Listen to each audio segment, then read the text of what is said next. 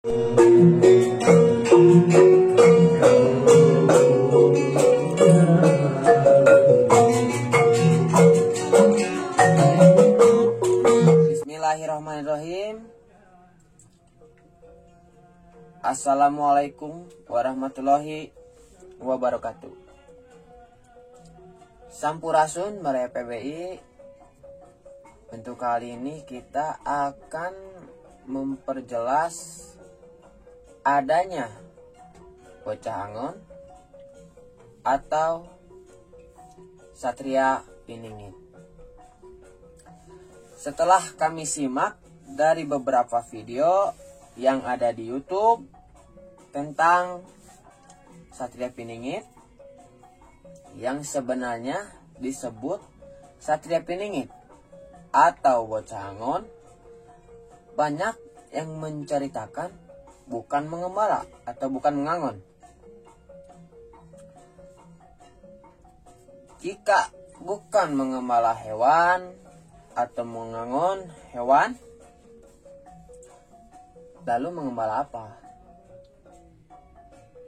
Memang benar, beliau mengembalakan hatinya, mengembalakan ketulusan hatinya, emosi, rasa cacian dari orang lain, mungkin hinaan, beliau kembalakan lagi menjadi ilmu yang bermanfaat bagi beliau. Tapi beliau juga pernah mengembala hewan, mengembala kerbau, mengembala kambing. Beliau pernah. Ada yang mengatakan beliau tidak mengembala hewan.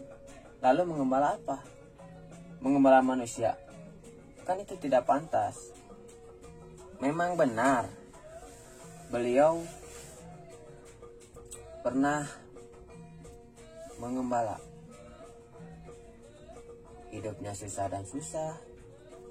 Dan di dalam sejarah, benar, ilmunya, perilakunya, pengalamannya, apapun beliau jadikan ilmu. Memang dijalani, memang benar kata ucapan yang lainnya.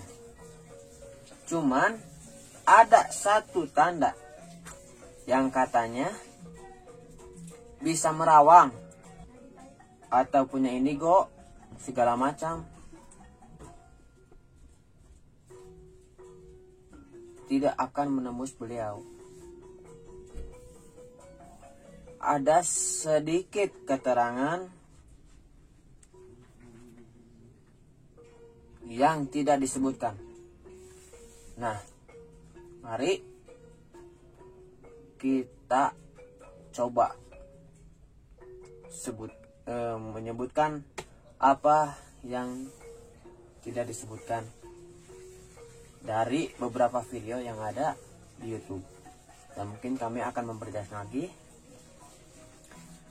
Disebut anak angon atau bocah angon atau mungkin satria piningit, pemimpin dua alam.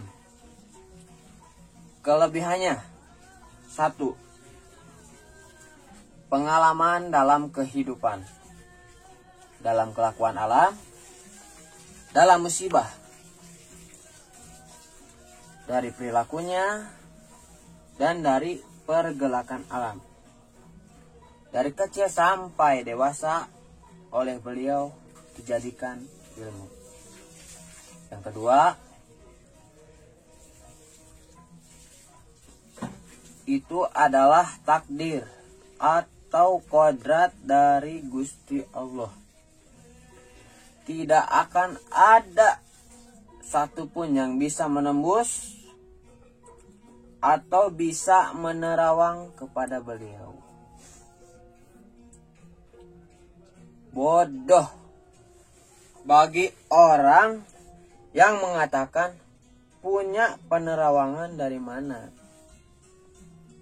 Seandainya kalau memang dia bisa menerawang atau bisa meramalkan, mungkin sudah didatangi atau mungkin juga sudah bertemu dengan beliau. Disebut satria atau bocah anggun.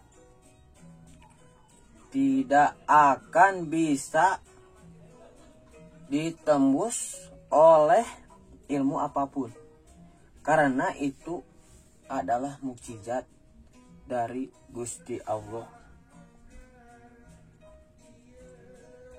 Seandainya ada yang mencoba menerawang, beliau ada ilmu dari mana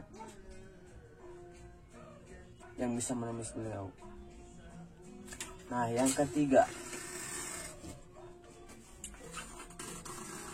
beliau katanya titisan atau reinkarnasi, kata orang pintar,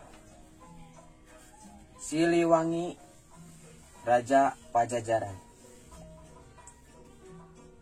atau Prabu Siliwangi. Nah, baraya, beliau pernah tinggal di kampung Siliwangi. Itu tandanya beliau adalah reinkarnasi Siliwangi atau Prabu Siliwangi. Nyambung, memang benar. Yang keempat, jika secara logika beliau dalam nyatanya tinggal di negara Indonesia, mungkin ada di perkotaan atau perkampungan. Lahirnya, asal usulnya bisa jadi beliau lahir di tanah Pasundan, cuman kenyataannya bukan di Pulau Jawa. Itu pernah ada yang mengucapkan salah seorang yang bisa menerawang. Memang benar, katanya dari seberang. Pernah melihat atau pernah mendengar dari YouTuber. Memang betul, secara nyatanya, secara alam sekarang. Tapi jangan salah, jika dengan hati yang bersih, hati yang tulus, beliau pernah tinggal di kampung yang bernama Siliwangi.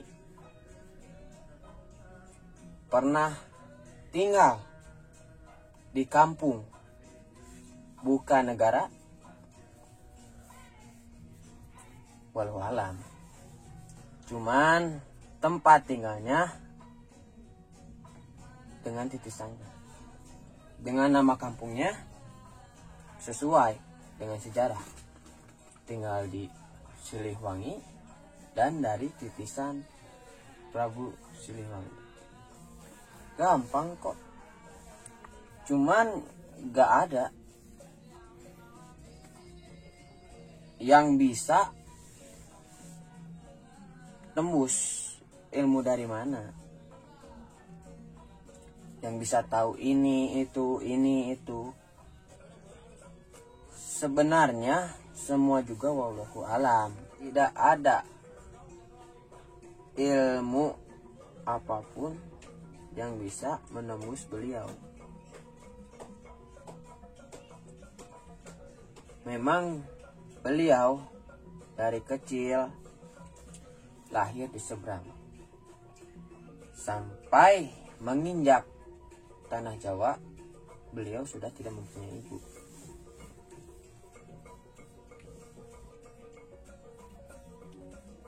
Dari kecil beliau pernah mengembala kerbau, mengembala kambing.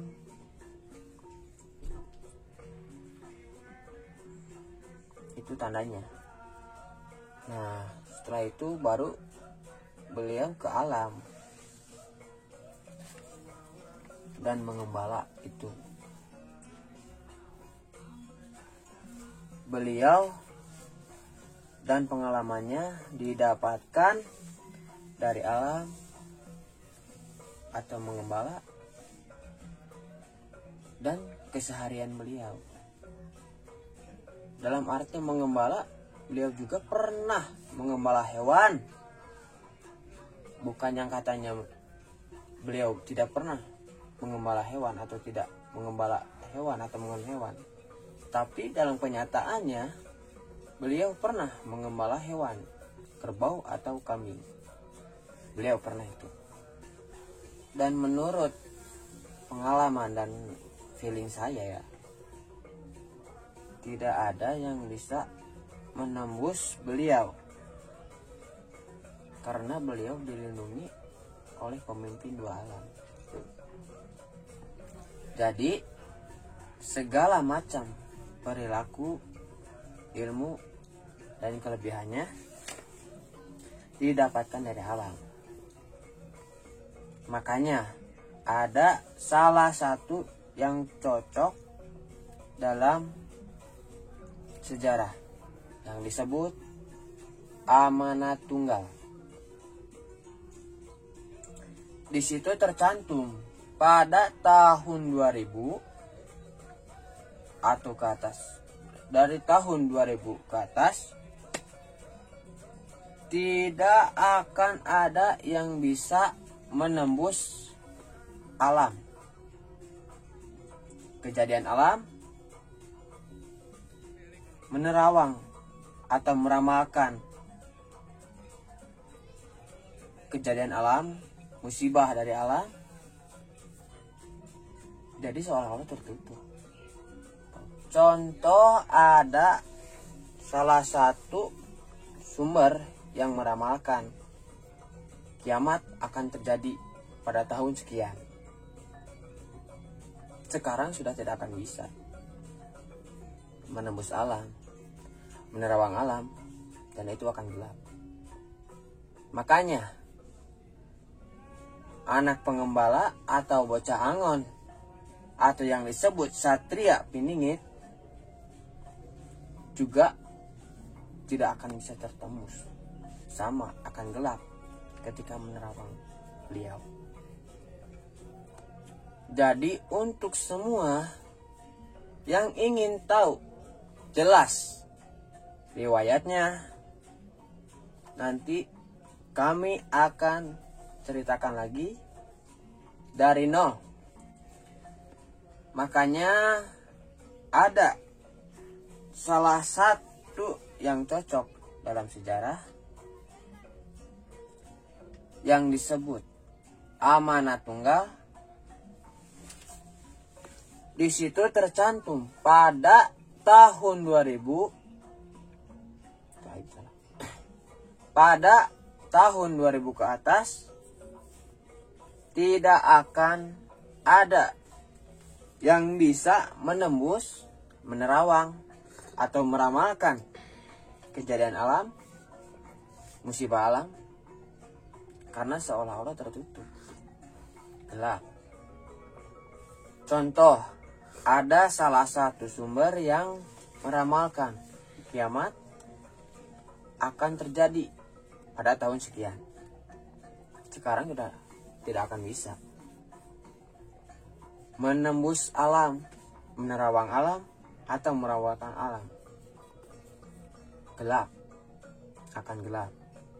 Makanya anak pengembala atau bocah angon atau yang disebut satria piningit juga